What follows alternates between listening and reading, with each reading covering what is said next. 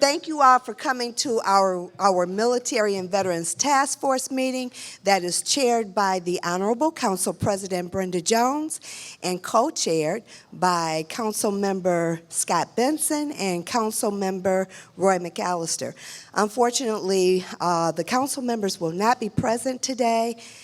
There is a closed session that is calling for their presence. So we are here and we're going to continue to move forward with our meeting. And at this time, we are going to stand for our Pledge of Allegiance.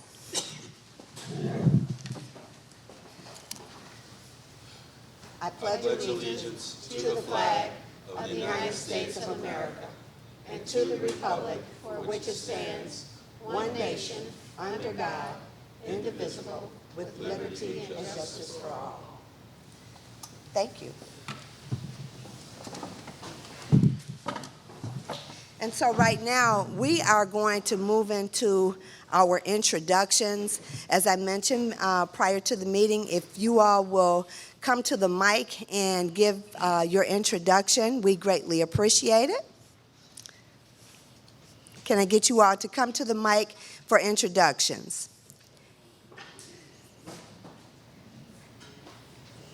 Not good at this, but hello, how's everybody? My name is Marcus Cobb, and I live at Pequot Square, which is a military facility in Detroit. And also, I am a member of the Reboot, which we forward, and we have our own alumni, and we help veterans also, with disabilities. And these are my members here.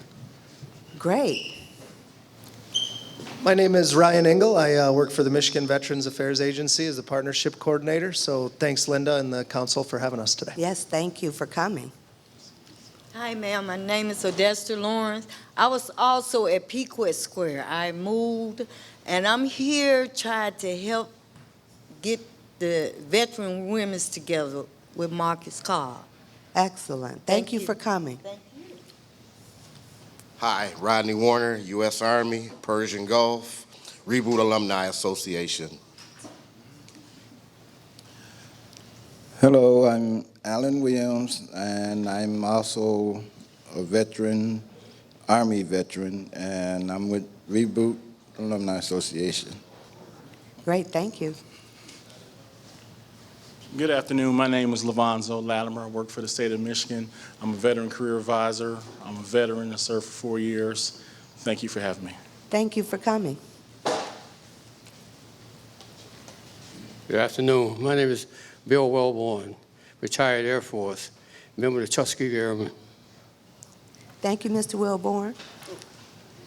Good afternoon. My name is Glenn Hayes. I'm a son of a World War II and Korean conflict father, and I am here representing Detroit Training Center for operations individuals interested in getting some more additional training. Thank you. Martha Jones, 6 years, Army. Thank you. Excuse me, Mr. Jones. Sorry about that. Good afternoon. My name is Lindell Joe. I'm with the High Achievement Center. I deal in credit restorations and advancement of strategies, and I'm interested in what you guys have to offer. Good afternoon. My name is Patricia Cole. I have been coming to these meetings probably, maybe 6 or 7 years. And the reason I've been coming is I decided to start an organization called the Women's Veterans Resource Center, but I'm not a veteran. So I had to learn a lot. So this has been an incredible opportunity for me to learn about veterans and to meet some. And in November of last year, we had our first fundraiser, which was very successful. And we had one of our speakers was a woman who's been giving our women veterans medicinal massages for the last 2 years. And we did very well, and we're going to do it again this November. So thank you very much. Tell Brenda I said thank you for putting this together, just for me. My pleasure.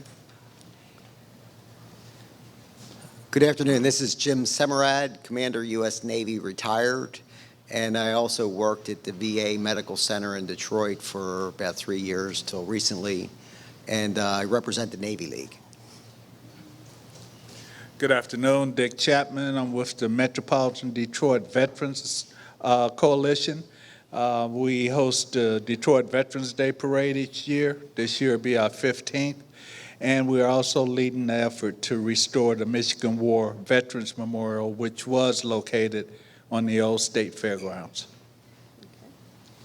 Paul Palazzolo, President of the Vietnam Vets of America. I work with Dick and Jim and Ms. Cole on all these other issues.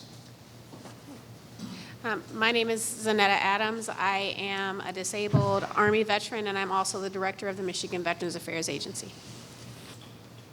Greeting, everybody. Happy New Year. My name is Kenneth Kabaka Reynolds. I'm the Cultural and Wellness Director with Best for Vets. Thank you so much for coming. Great. Well, first of all, I'd like to just say thank you all for your service, and thank you for your dedication. We appreciate you and appreciate you all coming out. And before we go any further, I'm going to turn it over to Paul for him to talk about Mr. Ed Tuggle for just a few minutes. Mr. Tuggle passed away in November, and Paul is going to talk a little bit about Ed, and then we're going to have a moment of silence for him. Ed always volunteered for everything. He helped us with feeding the Detroit police officers in August. He's helped us with the Veterans Day Parade for well over 12 years. Whatever there needs to be done, Ed is always there raising a hand. He never turns us down. A great human being. He's going to be sorely missed. We have to laugh at some of the things he did, but in reality, he was just a good person and a very good friend. So let's have a moment of silence for Ed Tuggle.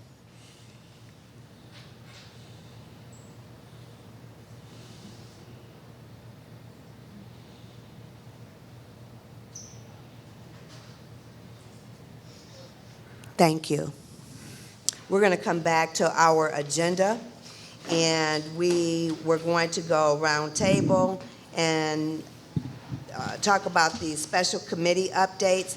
But before we do that, I am going to ask Ms. Adams if you will talk about a lot of the services that you provide.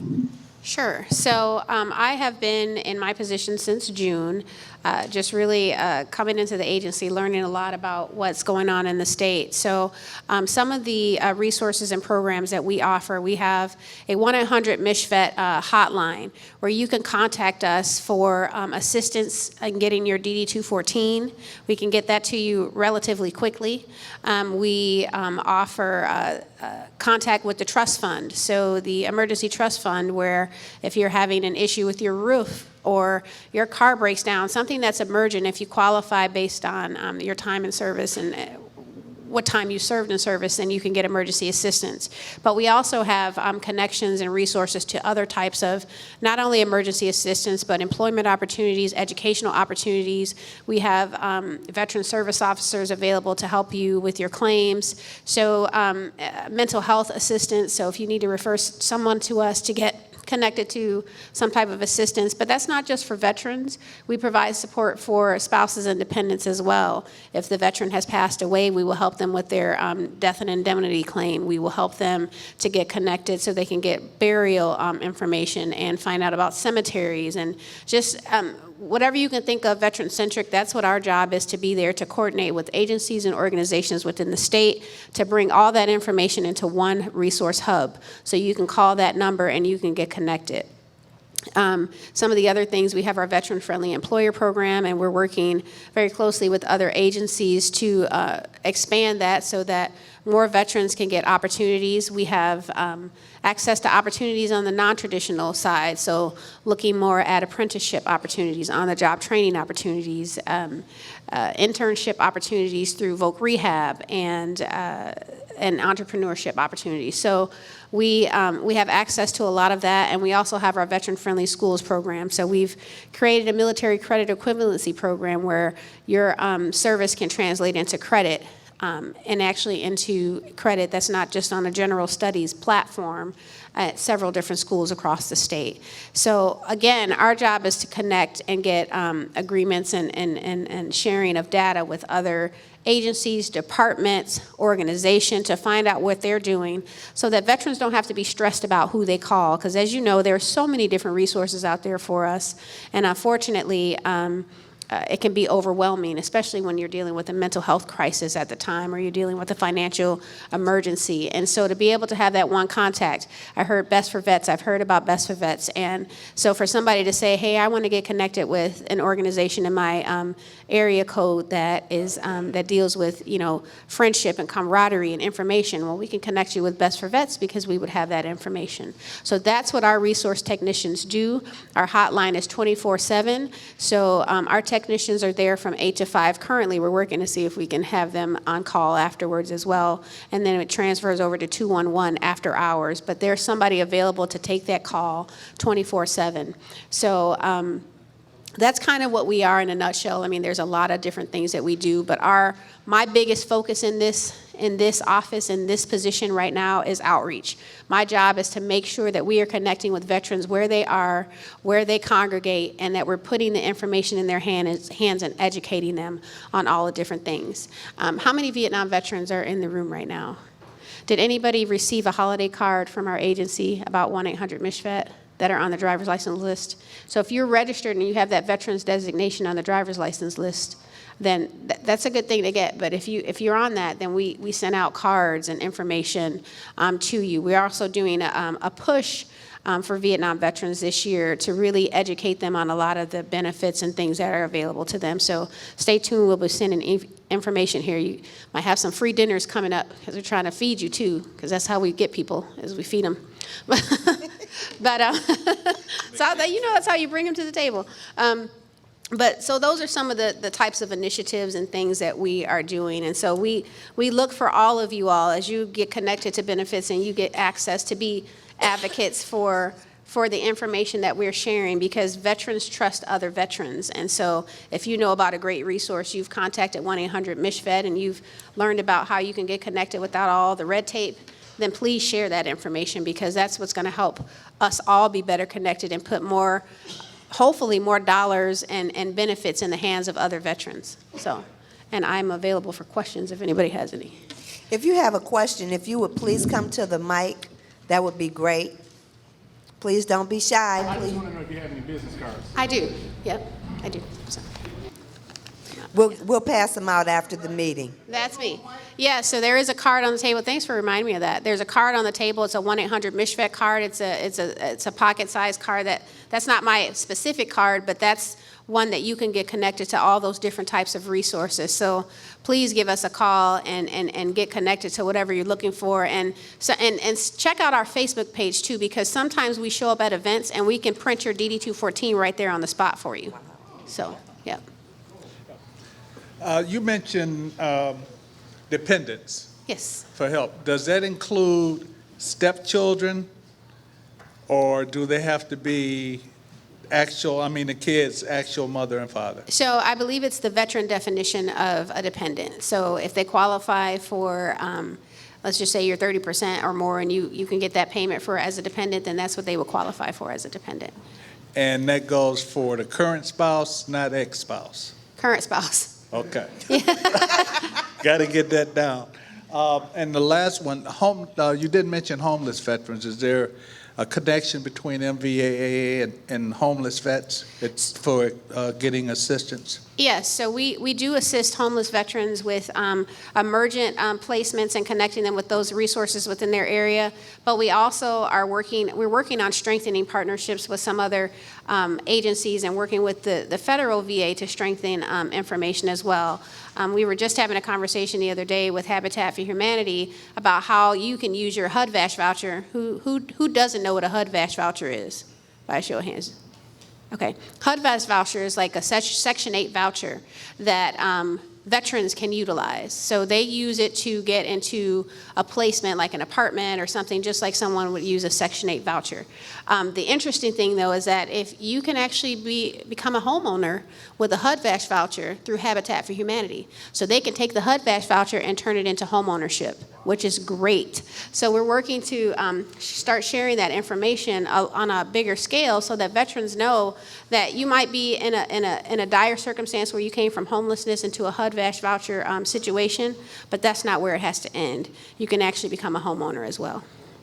I have two questions. The first one, when a veteran has a 100% disability, his children get free college, am I correct? No.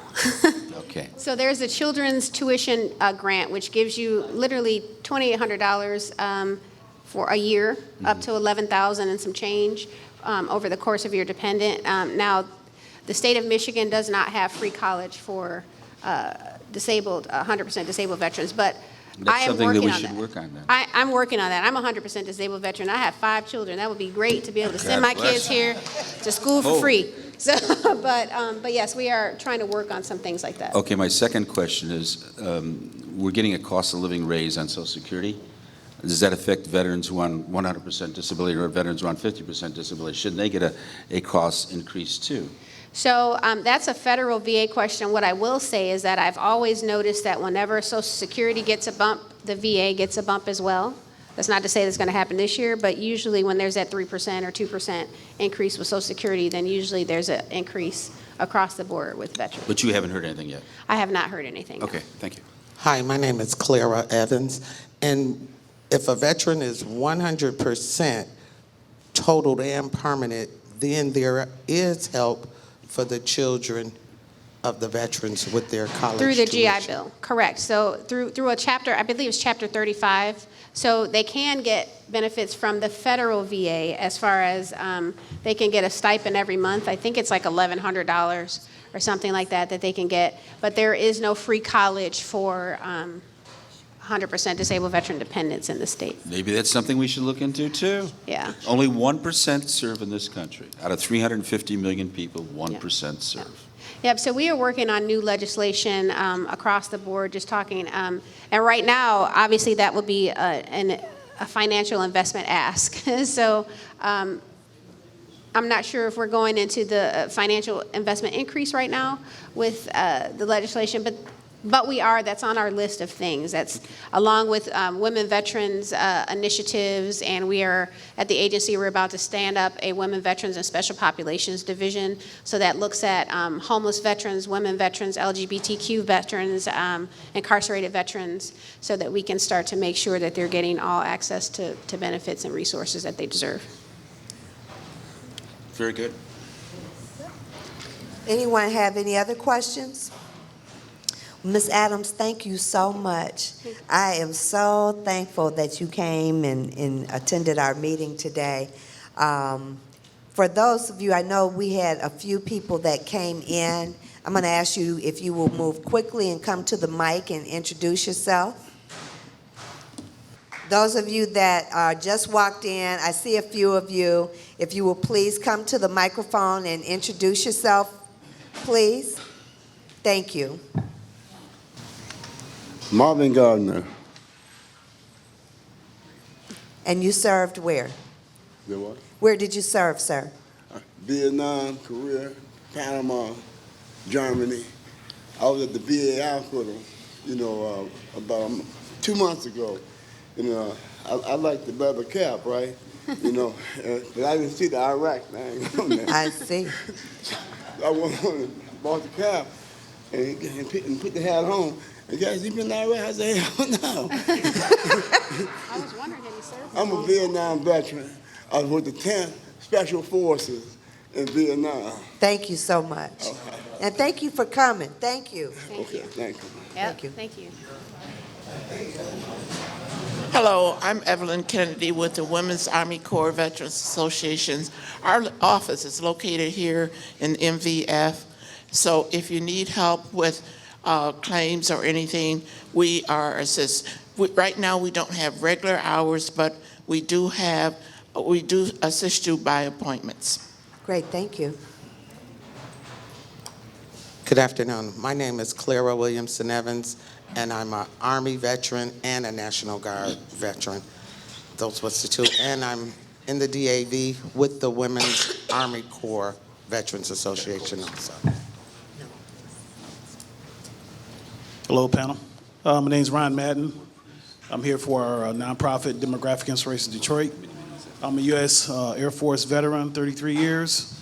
And just like my man over here said, I've been to all those bad lands and holiday screen packages, things like that. I am considering being a part of that program. Okay. So, but I'll let you know later. But I did want to ask one quick question. Can we finish? Can we finish before you go to your Sure. question? I will come no problem. back. Yeah. Just want to introduce the others. Okay, no problem. And we'll have a time for questions. Hello there. My name is Reverend Monica Biddle with the Church of Scientology. I'm also with the Citizens Commission on Human Rights, which is a mental health watchdog, and I am mother of 2 Marines. Thank you. Thank you. I'm Eugene Owens. I'm with the Montford Point Detachment of the Marine Corps League. And I served Vietnam, but altogether about 28 years, so quite a few places. Thank you. God bless you. 28 years. I'm Suzanne Thomas. I'm a daughter of a veteran. My father was in the Air Force. He died about a month before Kennedy was assassinated. At that time, they couldn't save you with 80% burns like they can now. I'm also an ex-wife of a veteran, and my brother was a retired from Marines after 20 years, and I'm a grandmother of a vet right now. And I know your statistics are probably true, but there's another slight spin to that. Only 1% served. I very much wanted to serve our country, but they rejected me at that time in '78. They wouldn't take me because of something simple like eczema I had at the time. And a lot of other people were rejected for various reasons that they probably don't stand for now. So that's all I had to say. Thank you so very much. Thank you. So we're gonna move on to our committee, our roundtable committee. Is there anyone here to talk about the special committees?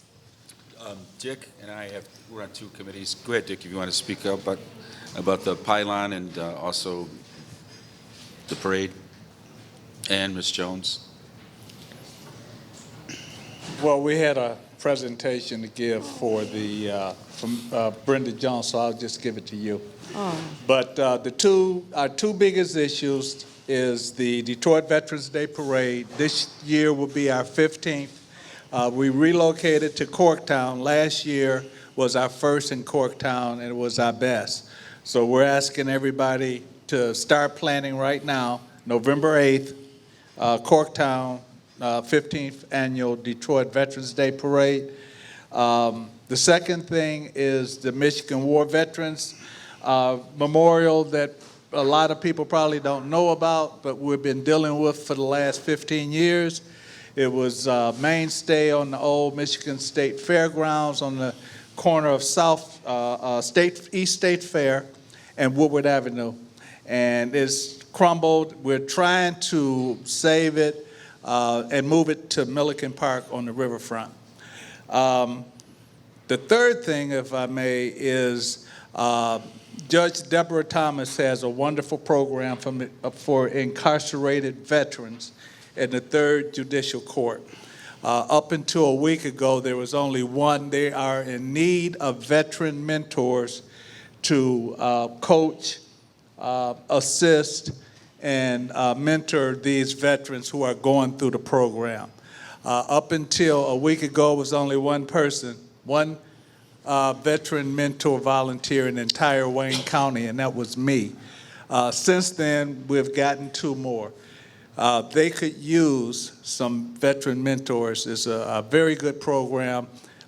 They keep our veterans who are suffering from PTSD or traumatic brain injuries that got caught up in the legal system. And if they complete this program, they'll wipe their records clean. So that's it. If I can give this to you, we have invited, it says, the members of the Metropolitan Detroit Veterans Coalition cordially invite Brenda Jones to be the Grand Marshal of the 15th Annual Detroit Veterans Day Parade. We thank you so much for your steadfast support for each parade where we have honored our veterans and military in downtown Detroit, San Paul, Palazzolo, and Dick Chapman. I will gladly accept that on behalf of the Honorable Council President Brenda Jones. Thank you all so much, and I will surely make sure that she receives this. As a matter of fact, I'm going to make sure that she gets it tomorrow, definitely. Wanted to just ask you a question when you talked about the Veterans Court, because we have, Council President and I, along with Stephen Grady, we have attended the Veterans Court, their graduations and things of that nature. What and how is there a telephone number or an email address that perhaps maybe you can share if those people that are interested can reach out to? Yes, I can, but I don't have that information with me. John Mara oversees that program. I will get that to you. He would love to hear from some veterans in here to join the program. Our next session is February the 5th at Frank Murphy, where you can actually get a glimpse of the procedures. It's really interesting. Great. Thank you so much for sharing that. On the 5th, Judge Thomas' court session starts at 9:30, and she holds up all of her courts for her veterans, as she says. Our veterans are first. So at 9:30, they'll come out and say, anybody want to attend veteran court, and they'll let you in. And you can observe and you can meet the team. They have a team. The VA is involved. They have a team, a parole officer, drug testing. They have to be drug tested every week. So the whole team, they have a support team there, and the one that they're lacking is the veterans mentor. So hope to see some of you there February 5th, and I'll get that information to you. Great. Thank you so much. That is so very, very important. Do we have any other updates? I have a couple of updates before Jim gets talking about the Broadhead. The Fisher House, we're waiting for the land. We've had 2 or 3 spots picked out, and 2 of them. Excuse me, before you go any further, does everyone know what the Fisher House is? If you don't know, please raise your hand. We'll be more than happy to explain. Everybody know? We got a couple of people that don't know. Could you elaborate? Okay, I'll explain that. It's like a Ronald McDonald House. If you're in the hospital, and when we get the Fisher House built, you'll be able to stay there until your loved one is out of the hospital, and you stay there for free. The first one is already up in Ann Arbor. It's almost done, and Detroit is one of the only 2 cities, Ann Arbor and Detroit, were picked for this. We hope to get this thing done. We hope to break ground in the fall, but we have to have the location. So the 2 locations we did pick, we found that there was toxic waste. So Bill Browning and the city is coming forward to look for other locations. It has to be within a certain mile of the VA hospital. So I think we'll get that done pretty soon, okay? The parade, Dick has already talked about, and the pylon at the State Fairgrounds, Dick's already talked about. I will have Dick White here at the next meeting. Dick and Chapter 9 have been working on scholarships for veterans. We've set aside $250,000. We've given 4 scholarships out last year. We're going to give another 4 to 8 this year. We're trying to get matching grants for this money that we put up. So this is the point where we're trying to do it. It shouldn't be all our money. There's plenty of jobs out there. The trouble is that these kids aren't skilled enough to be pipe fitters, electricians, and air conditioning. So we're pushing for that, for Randolph Academy, which is supplying quite a few young boys and girls. A couple of girls graduated with welding certificates. So it's about getting jobs and helping people in this city. So I'll have Dick White here talking about the scholarship at the next meeting. Chapter 9 is going to the VA hospital on 8/15. That's the day that the hospital is welcoming people to give packages. We usually go 2 to 3 times a year, so we'll be going on 8/15. And other than that, I'm going to turn it over to Jim as we're working on the Broadhead, if that's okay with you. Oh, absolutely. And I just want to make note that it is now 3:45, so we have a few more minutes before we adjourn at 4 o'clock. So if you could be finished, because we still have to open up for some questions from the floor, so if you could just take maybe about 5 minutes or so for your presentation? I'll give you 2 back. Okay. You know, if I may, I'd like to do a little poll. How many attended the Veterans Day Parade this year? Raise your hands. Awesome. Okay. Everybody should attend. I attended this last year, and I was It was the blown best. away. It was absolutely incredible. And it's a great way to get your organization recognized. So I want to encourage you all to participate this year. They really do a phenomenal job. Paul asked me to talk a little bit about Broadhead. I put some pictures over here on the side.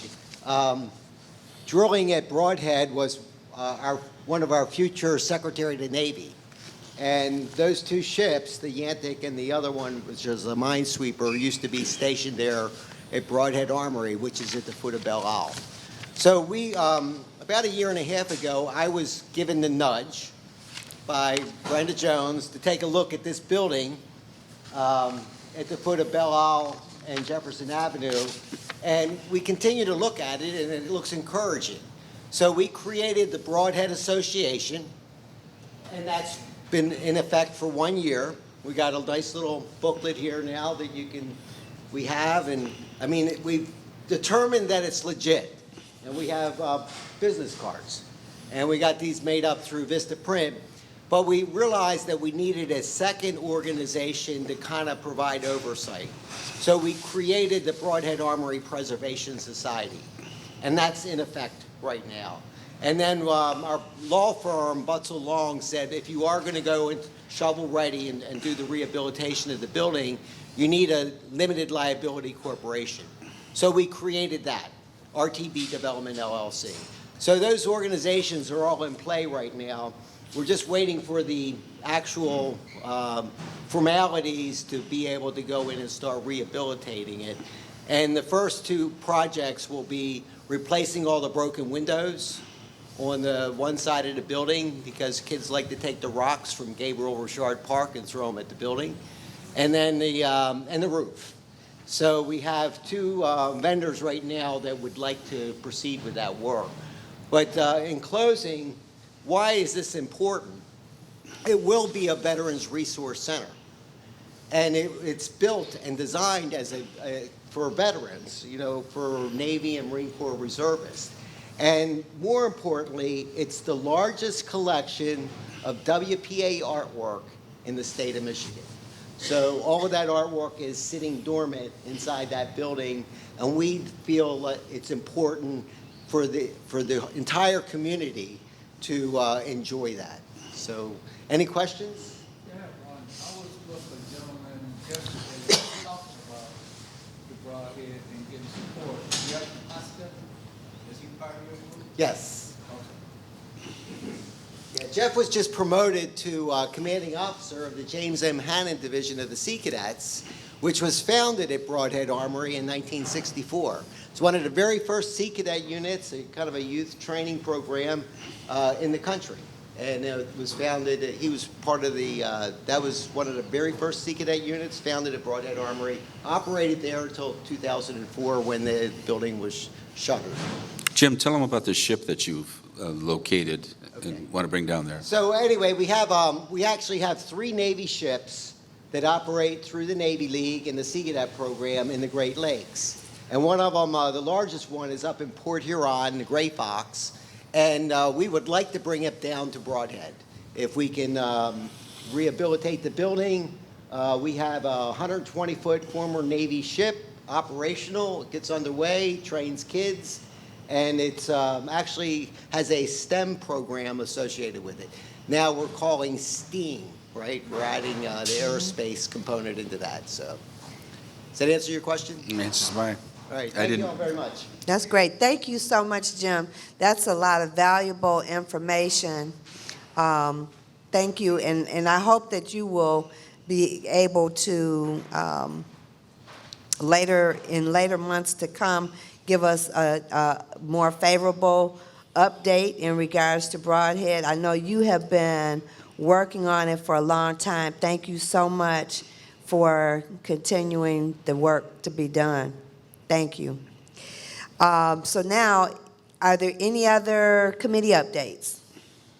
No? All right, if I'd There's like one in the to, back over there. yes, Mr.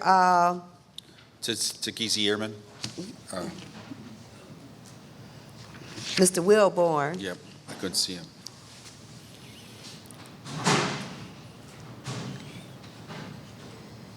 Yeah, I want to bring up something that most people don't even know about. Every year, Senator Peters have a meeting where he sends 10 kids to the academy every year. Mr. Wilborn, could you speak into the mic? Thank Okay, you. every year, he sends 10 kids to the academy every year. Now, this year, we had 190 people, 2 blacks, and they wasn't from the city. We don't have anybody from the city, and we've been doing this for a long time. Now, this is a free education at the Military Academy, Naval Academy, Air Force Academy. And you guarantee the job. That's the main thing. But you can't come half-stepping. You got to have your stuff in order. You got to have good grades. If you got a 3.2 or 2.9, you might as well forget about it because you're not going to get in. I'm on the panel of the Jersey people. We asked them a lot of different questions. Why they chose this academy they chose, about sports, about exercising, all different kinds of things. Now, every year I get mad because I don't see anybody like me there that's applying for this academy every year. The 2 blacks we had, one came in here from Maryland, flew all the way in here from Maryland to go to put his application in. One was from Bloomfield Hills somewhere. The kids in Detroit, they don't have the technology, or the schools don't have anything to get these kids ready. We got to start talking to our school board, our teachers. We got to get these kids ready. Or these kids go up there and they embarrass you. They really do. They embarrass the hell out of me. And I tell kids all the time, don't take regular math. Take calculus, physics, chemistry. A lot of kids come in and want to be a pilot. Now, I used to be a pilot. I can't fly anymore because my eyes are bad now. But you got to have this in order to get in, to be a pilot. And everybody can't be a pilot. Every year they have it in December. We go up to Lansing, we have all these kids come there, and they bring letters of appreciation, all kinds of letters of recommendation. I mean, they go get the big shots, these big companies. We got to start doing the same thing. We got to start pushing our kids. Get behind them. Take these damn phones away from them. And throw them away if you have to. You're right, Mr. Wilborn. Thank you so much, Mr. Wilborn. Okay, but anyway, if anybody wants to know anything about the program, you can see me after the meeting, and I would give you some information on it. Thank you. Thank you so much again. So I'd like to open the floor up for, we have maybe about 4 minutes for questions. If anybody has any questions or wants to make any comments, if you provide any programs that you want to make the audience aware of, if you could please come to the microphone and make the audience aware of the programs that you have. All right, Kabaka with Best for Vets. The chief of police is doing a Cupid dance on February the 8th, and he needs male bodies, and that'll be at the Rooster Tail, and it's going to be so Chapman, I'm going to talk with you, and because we're going to get BOA over there on Milwaukee, but we got an RSVP, so they'll know how many. It's afternoon type deal. But Best for Vets, we always do every Tuesday over at Volunteers of America, the Veterans Transitional Homeless Shelter. We always, from 5:30 to about 7:30, we do what we call Real Talk.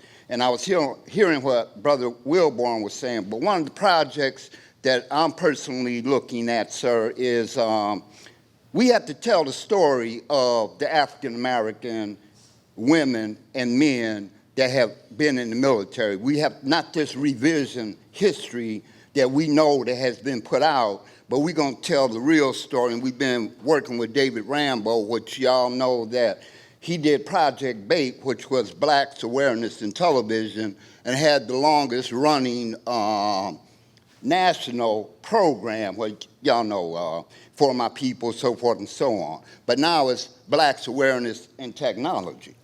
So we have to get to that point, but we're going to tell the real story because, you know, now that we look at what's going on with the Vietnam era vets, we got to get this oral history so we can pass it on. So that's one of the things. But we meet every Tuesday, and we do that over at VOA. Today, What's the address? The address is 253 East Milwaukee, between John R. and Brush. We're only going to be over there for about 15 minutes today because Bankley and Ridley, they're doing that town hall meeting over there at Wayne County, so we're going to be over there. Okay, great. Thank you. Just a really quick question. Comment?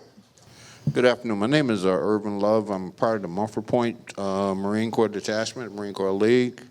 I'm also a veteran of Vietnam. I was with the 4th Marines. The only thing I wanted to bring to a point, the gentleman just mentioned part of it about a history. Our detachment has put together a gallery of Mumford Point Marines starting from 1942 to cover 1949. The gallery itself is opened up in the detachment over on Joy Road at 13721 at Joy Road in Schaefer. Next month, during Black History Month, we are going to have an open house to teach the history of the Mumford Point Marines. I can ask people around here, how much do you know about the Mumford Point Marines? Could you please put your hands up? Not many are going to do it. That's what we're talking about. The history is there. We have the history on our walls. We also show an additional history of the Vietnam War from 1966 till the last Marine got on the last helicopter out of Saigon in 1975. Thank you. Okay. Thank you. The other thing is the open house is going to be February 15th. It'll start from about 12 noon to at least 6 o'clock. I think that's right. And also there will be our Black History Celebration February 22nd at the Stitz Hall in Dearborn. And those tickets are $45. But to see the history of the Mumford Point Marines, you need to come out, look at it, bring your kids. We will have refreshments that day. And there will also be 3 original Mumford Point Marines who are still alive. One from Iwo Jima. Gene, what was the other? Iwo Jima, Peleliu. Tarawa. Where? Tarawa. And Tarawa. The 3 Black Marines from the Mumford Point are still alive and well today. So they will be there to answer questions as well as some of us. Thank you. Thank you so much. And I'm so glad that you came to the microphone, and that brings me to this. Black History Month is in February. And so we are going to have our Military and Veterans Task Force meeting at the Mumford Point Detachment, number 158. Marine Corps League at 13731 Joy Road.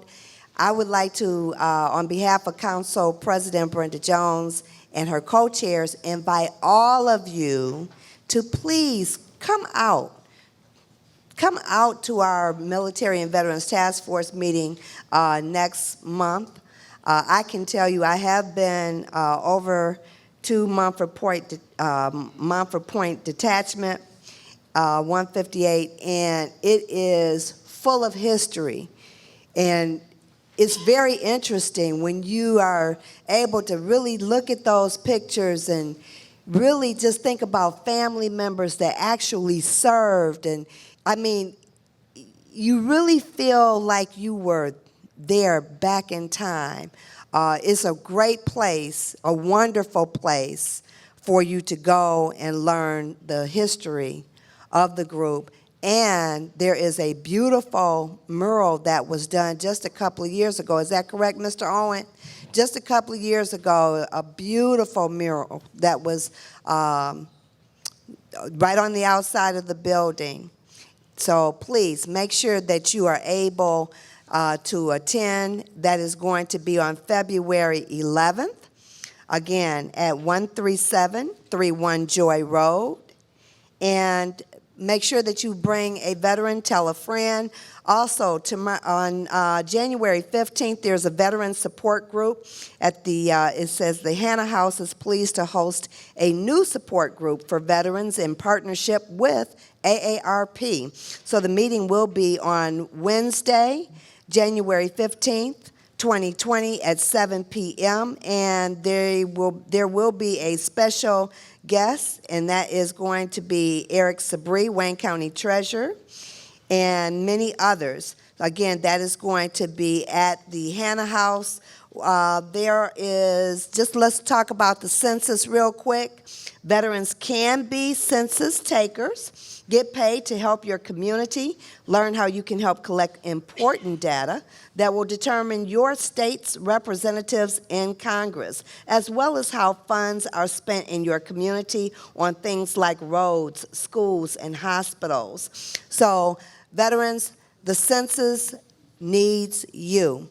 And on that note, I want to take this time to thank the Michigan Veterans Foundation, Dick Chapman and his team, for allowing us to meet here in their house. If you've never been here before, I'm sorry, did I say Dick? Oh, I'm so sorry. Please forgive me. Thank you, Dick. And thank you, Dick Chapman, but I do mean Tyrone Chapman. Forgive me, Tyrone. But if you've never been here before, please come back and go on a tour. If you're here and they have staff available, go on a tour. This is a beautiful facility. It is the only building that is in the shape of the Pentagon. So again, I thank you on behalf of Council President Brenda Jones and her co-chairs for coming out for the Military and Veterans Task Force. Thank you again to our Michigan Veterans Foundation for allowing us to meet here, and this meeting is adjourned. Thank you.